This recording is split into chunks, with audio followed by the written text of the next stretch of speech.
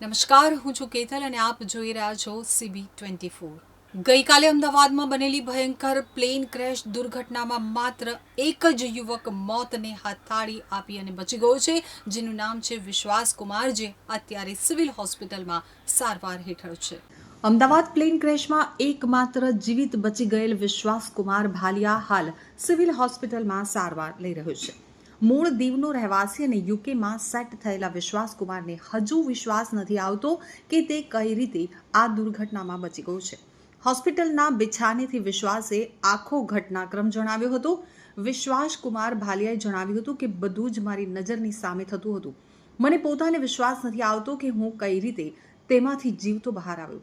થોડો સમય સુધી મને લાગ્યું કે હું પણ મરવાનો જ છું, પરંતુ મારી આંખ ઉઘડી તો મને લાગ્યું કે હું જીવતો છું.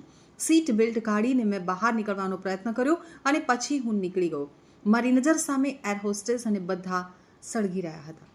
તેમણે કહ્યું કે જ્યારે ટેક ઓફ થયું ત્યારે 5-10 સેકન્ડ એવું લાગ્યું કે પ્લેન સ્ટક થઈ ગયું છે. પછી પ્લેનમાં ગ્રીન અને વ્હાઇટ લાઇન ઓન થઈ.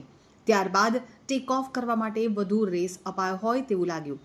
પછી સ્પીડમાં પ્લેન હોસ્ટેલના બિલ્ડિંગમાં ઘૂસી ગયું.